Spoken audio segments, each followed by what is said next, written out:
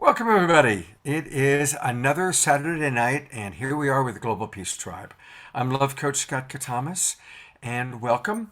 And as always, I love to hear you, our early Zoom Room friends, where you're from. And welcome, Todd from Sacramento, John, always one of the first people here from Norfolk, Susan from Chicago, Lorna from Nevada, Evalena Rose is coming to us all the way from Asheville. We love Evelina, and she's going to be one of our special guests for our early Zoom Room show, and of course the main show as well, because tonight it's all about the SoulPlay Festival. And it's perfect because Debra Giusti is with us for part of the show today. And I'm going to bring Deborah on right off the bat. There she is. Uh, Yay. we, we did 90 Huh. shows together on Saturday nights. It was And amazing. it was amazing, and we continue on. And most people know that for 33 years, Deborah ran the Harmony Festival, and it was always the second weekend of June. And for most of us, that was like the start of summer. It was always like, "Hey, I'll see you at Harmony Festival," and that was like how the summer started. And then Harmony Festival completed its run, and there was like this blank space for a while until Romy, Elon, and Holly Burlet came along and created the SoulPlay Festival. And SoulPlay now takes place every second weekend of June. And so it's really kind of perfect. So now SoulPlay is the start of summer. Holly is the program director, and she's my co host for the weekend. And so, welcome, everybody. We're going to be learning all about SoulPlay. What does that really mean? So, for no further ado, I'm going to turn to Holly first just to introduce a little bit about the SoulPlay Festival itself. Thanks, Scott. Great to be here with you all. Thanks for showing up. So what is Soul Play? Soul Play is a community building transformational gathering. We invite the community into a journey to learn more about themselves so they could connect with each other and themselves in deeper ways. And it's really building community, building family, and deep diving, taking a journey together and celebrating in that journey. That it is.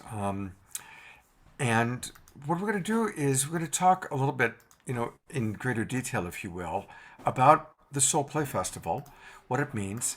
And so joining us, in addition to Holly and Debra Giusti and I, is Evalena Rose. And Evelina and I were both at the very first Soul Play Festival, and we both have been there most of the Soul Plays. And Evelina, welcome, coming all the way from Asheville, North Carolina. Evelina, I'm going to turn it over to you for a moment. What does Soul Play, the festival, mean to you? What has your experience been of the festival? The festival has been like home. It's like our tribe comes together, people that I feel so much affinity for. And we drop in, we share our hearts, we share our shadow, we share our love, we swim, big swimming pool in the middle of it. We dance, most amazing dancing. And we grow, we evolve, and we don't want to leave. We want to take it with us. Uh, can you share maybe some of your experiences that were dynamic for you at Soul Play? I had a dance experience, a dance workshop that took us on a journey that was a journey into my past and a journey into my ancestry. I feel like it opened me to an awareness that wasn't there before the dance. And that one was a very inward journey. That night, I was at the ecstatic dance, and this young woman and I just fell into one of those grooves where every one of your moves just fit with the other person's move. And we did that for a long, long time. It felt so ecstatic. And that, I think it was called Ecstatic Festival at that time. And I lived the life of an ecstatic. And so that was amazing to have a venue where I could feel that kind of transformative connection. Hmm. Beautiful. I'm reminded of what a beautiful voice you have. Like even as you were describing that, your voice is like, oh, that's right. Moving into the ecstasy of it all. And I'm bringing Holly and Debra Giusti back on, so all four of us are here. And one of the things that's beautiful, and we talked about this a lot last night, is Soul Play creates a really powerful container of safety. And it's important to mention it's a drug and alcohol free event. There's about 600 to 700, maybe 800 people there. So it's actually pretty intimate. And there's different tents and areas and cuddling, and there's a very loving vibe, but it's not predatory, and it's not drunk, stupid people. It's people who are really committed to being conscious and awake. And so I love that. Mm. And with Evalena here, like it's just reminding me of the special spirit that you bring to Soul Play. You brought to Soul Play every time you were with us. So for those of you who don't know Evalena, she leads these amazing radiance pujas. And we really love to hold these pujas on the first night of the festival. So each night we have some connection and ceremony for people to meet each other and find intimacy with themselves and each other. And Evalena's pujas are just an amazing way to dive in together. And yeah, she always brings a special flavor and kicks us off in a good way. Oh, thank you. Uh, And then people have friends. It's like, oh, I saw you in the puja. You've got something to talk about. Right. Yeah, Mm. thank you. Debra Giusti, I am putting the spotlight on you. Share with us a little bit about your experience of Soul Play. Well, for me, Soul Play, when Harmony Festival ended in 2011, when I found Soul Play, it was like, oh my God, here's another level of the core, the juiciness, the very core heart center of Harmony Festival. And really, it's become one of my favorite festivals. And what I love about it is people are there with their hearts and their souls open. So when you go to meet someone, you don't see a facade, a mask, a character. People's hearts are just wide open, and you see the real person there. And it's deep community. So you can meet a lot of new friends there, and you go deep with people right away, which it's not likely to do it in mainstream world. But at Soul Play, there's so much safety, like Scott said, and the hearts are so open, and there's so much play that it's just really fun, that everyone's in a lot of joy and a lot of happiness. So, and a lot of deep learning and a lot of deep connecting and experiences, because there's a lot of workshops there where you can go really deep in your own interpersonal workings, but also really deep in your interpersonal connections with each other. And you'll see people there. And what I love too, it's multi-generational. Harmony Festival is like that. So you'll see the 20 and the 30 somethings, but you also see my generation, 50 and above. And everyone honors each other, and everyone is a teacher for each other. And that's what tribe's about. You have all levels of tribe there, of every ages, that teaches and connects with each other.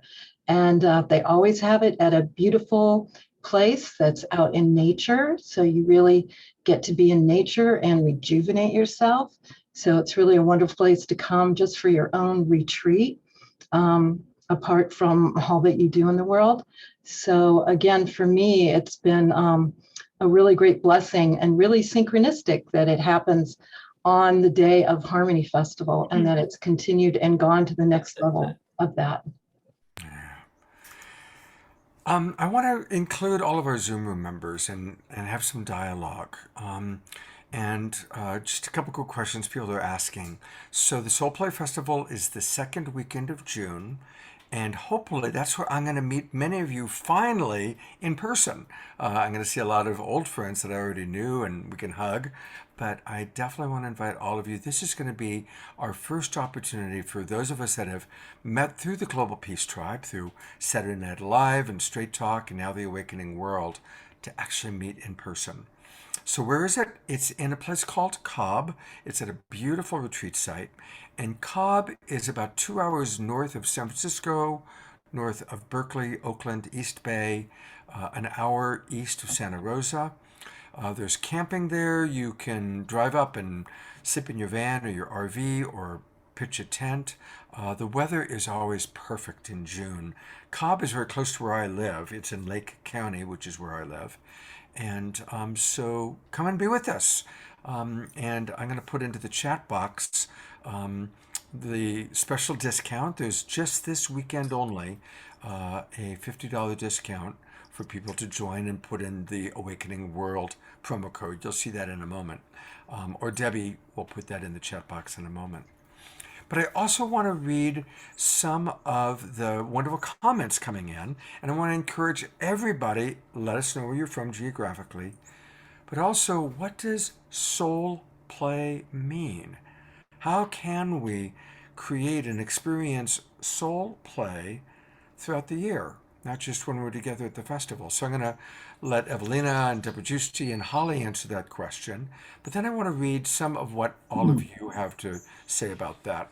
And Jeff Colebrook did get us off to a good start. He wrote, because this is soul play, Lovolution, joyfully, peacefully, trustingly, confidently, giving my body, every tissue, atom, and function over to the spirit of life, which in its perfection does not renew and rebuild me even out of itself, or which does now renew and rebuild me even out of itself. That was beautiful, Jeff. Beautiful.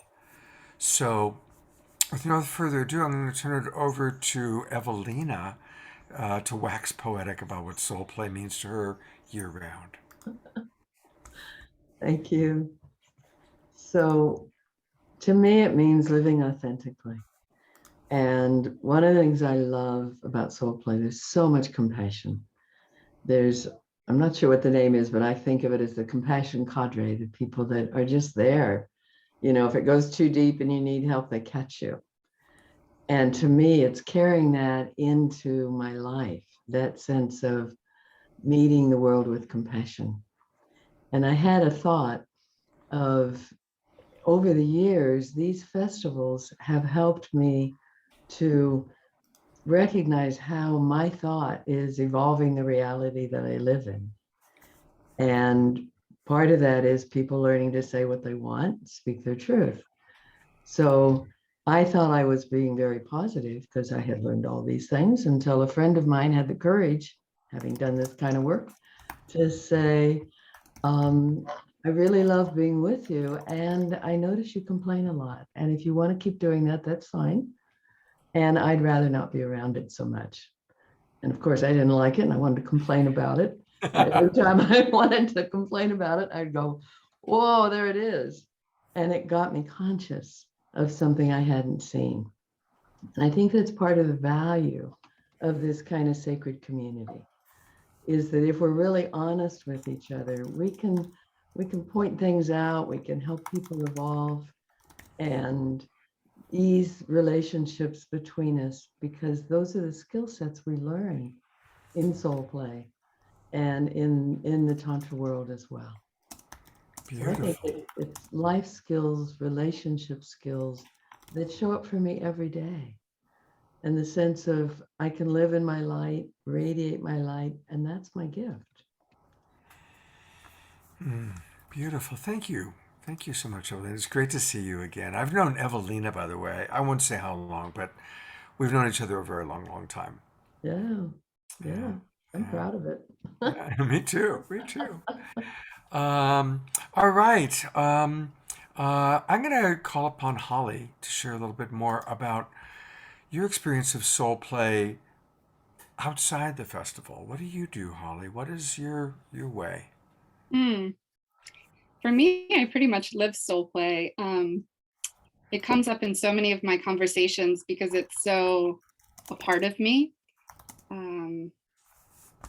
And I do truly try to live soul play in my everyday life. And it comes up so much because it's just such a connection. I'm always looking for new inspiration through presenters and what the work that people are bringing to the world. What kind of work are people bringing to help us lift this guard that we have? So not only do I do that in my personal life, but as program director for SoulPlay, I'm always looking for new avenues to help myself and others do that and bring that to the festival. Yeah. Yeah. You know, one of the things that I've noticed, I don't know who can relate to this, but I really scan Facebook stories now to see what people are up to. And you know, some people's stories are like where they're traveling to, and some people are posting memes. And Holly, you give really good meme. Uh, you really do. Holly's memes are always like really right on target, usually about how to do life or how to do relationship. Never preachy. Usually it looks like you've taken somebody else's quote or idea and just sharing it with the world. But when I say, oh, what does Holly have to say today? Yeah, thanks, Scott. I like to, a lot of people have judgments against social media and this or that. And I think it's all how we use it. So I use it to find people that are putting those uplifting messages that I need to remember, that I think others probably need to remember too. So I just put that positivity and blast that out. And that's how I use social media. Thank you. Well done. Well done. True. I'm putting the spotlight on you again, Deborah. Uh, what do you do for Soul Play around the year, not just during the festival? I think soul play, one component of soul play is love and joy. And what I do through the year is my spiritual practice, which is really upping my frequency to be connected with spirit and more in tune. And a big part of that is being in joy and being in love. That's the highest frequency that you can come to. So that's a lot of what happens at Soul Play. Is you'll see a lot of people in bliss and love, because that's the prominent frequency. That's the vibe there that is prominent. And so that's what I want to accomplish in my daily life, is to be in joy with everything I'm doing, to be in love, to love everything, to be on mission, and all of that. So Soul Play is a really good reminder, as well as just being in retreat with nature. Like I said, they're always at a beautiful place where you're out in nature, you can feel the ground, you sleep on the ground. It's really beautiful to get back to nature, and community is just so important, especially now. And it being live is the best thing. I think all of us have. I've been going to some live events lately, and everyone is such appreciation and such joy to connect and heart connect. It's really beautiful. So I know this year is going to be incredible, because everyone's going to be so happy to be back together and connected on all levels, the whole community coming back together. Beautiful. Oh, thank you, Deborah. All right, we're going to hear from some of our other people in the Zoom room, some of you, our Global Peace Tribe friends. I'm going to bring up that wild abbot, Jerry Anderson. And of course, Jerry runs the Mystic Monastery, a 10,000 acre ecclesiastic nation in Puerto Rico. And that's, of course, we're seeing that behind him. It also looks like he's opening up his third eye, Jerry. It looks like Spirit is helping you to just open your third eye even greater. I love that. You are muted, Jerry. We're not hearing you. Try now. No, we're not hearing you. Nope, you're mute. The little mute button. Try again. Well, you're not muted, but for some reason we're not hearing you. Rewind, Jerry. All right, well, while you sort that out, I'm gonna bring on Connie Baxter Marlowe, and she's one of our regular Global Peace Tribers, and I loved what she put into the chat box about, she calls Soul Play the dance of the souls. Tell us more, Connie. Well, it's my understanding that our souls come here for lessons and a journey to wholeness and self-love and self-acceptance and alignment with our divinity and our true purpose. And that everything that happens in our life is actually a dance of souls for this journey. So you guys have the soul play of all the love and the beauty and the harmony of it all. And there is also that shadow work, that those aspects of ourselves we don't yet love, that that is part of our dance of souls, and a very important part of it. So for me, it's the love and the joy, and it's also bringing forth those parts of ourselves we don't love yet, so we can come to love those selves, those aspects, and bring all of us to the table, to the party, and bring the gift that we promised to bring to the party of life. Beautiful. Well, thank you, Connie, for being with us. We love you and your partner, Andrew. I always appreciate you being on the show with us, and thank you for being here. Always, you're always with us, which I love that. Thank you. And I really appreciate all of you that come on a regular basis. Thank you. Jerry Anderson, you can keep trying to say hello, and if I hear it comes through, I'll put the camera on you. There was a lovely response from Kathleen Everson. She writes, "For me, soul play is enjoying being connected with my own soul guidance for enjoying life." Beautiful. Thank you, Kathleen. Holly, there's a question about how soul play is going to be managing vaccinations and all of that. Yeah, it's a lively topic these days, isn't it? Right now, we are requiring vaccinations and testing, at least an antigen test the day of arrival. But you know how things move with COVID, and fingers crossed we don't have to be in this reality for much longer. Yeah. Yeah, it really does change quite frequently. And hopefully, I think, let's just pray there's not another Delta type variant. And because we're really looking forward to all being together and feeling comfortable hugging each other and Yeah. cuddling. And we're all missing that and looking forward to that. Yes. Yeah, absolutely. Um, Holly, one last question for you while we've got kind of our whole group here, and then we'll start the main show in 5 minutes. How has Soul Play evolved over the years that you've been doing it? What Hmm. would you say has been the evolution of the festival? And you can even relate that to your own personal evolution, you know? Yeah. For me, I started with just a phone call with Romy in 2015, and I loved his vision so much. I'm like, I'm in. What do you need? And my personal journey, I've personally evolved, and now am such a core part in building the program. So it's really given me an opportunity to step into myself in that way, and really meets a purpose for me. And Soul Play as an event, I think we have stuck to our roots. I remember some of our taglines at the beginning is an experiment and radical connection. And I think we still live by that. That's still a part of us. Consent and safety has always been a cornerstone of our events. And our values are still the same, and we look at them for every event that we host, and stick with it. I feel we've stuck with it. One thing that we have evolved over the years, I guess it was at least the second year in, I and others on the team had noticed the whiteness of our event, of our team, of our presenter base, and of our participants.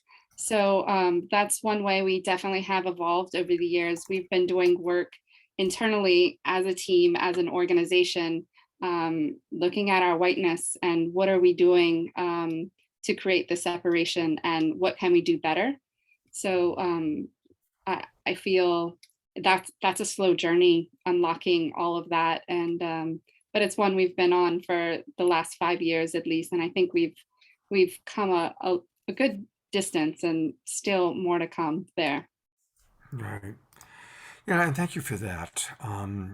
I also, in the awakening world, have really been doing my best to make sure there's a mix of ages and a mix of cultures. And I'm really proud of our Global Peace Tribe. Last weekend, the theme was social and racial justice. What does it really mean? Truth and Mm. consequences. And we had a really good showing, and our people came on and they stayed, on for, and the shows were talking about hard stuff. It wasn't light. It was definitely talking about hard stuff, and I was really proud of because our audience is mostly white, and so we really are doing our best to integrate the awakening world and integrate Global Peace Tribe, both age-wise, culturally, racially. So, thank you for doing that. I noticed that Lauren Arrow. Oh no, she disappeared. So, Lauren, we're going to start in a minute. There you are. I just want to bring you on for a moment since we didn't get a chance to connect. Hi, Lauren. You muted? Hi. Yeah, I just taught a retreat all day, so I'm just getting here, and it's good to see so many yummy faces. I'm not on the gear that I normally use. I was going to set up my computer like a little bit later. That's what I would normally do, like the sound check on. I've got a nice microphone and stuff, but if you want, I can try and get all that together in like a second. Why don't you try and get that together? We're not going to have time now for a sound check because we got to start the show. Yeah. But just be aware that when I do the introductions at about 6:05, I will put the camera on you briefly. So have your camera on, and I'll Okay. just try and pay attention to if you've got your main computer on, I'll go there. Okay. Otherwise, I'll go to your cell phone for the quick introduction, which is just you waving and saying hi. And then when you come on for your full presentation, hopefully by that time your main computer will be set when Holly brings you on. And yes, we would love for you to play a song. Okay, perfect. Sounds great. Thanks, Scott. Thanks, Thanks Debbie. for being here, Lauren. Yeah, thanks for inviting me. Sorry that I wasn't here for the earlier part. It's been a full, good, raucous of a day. So I'm happy to be here. Yay. Well, thanks for being here now. Yeah. Good to see you. Mm.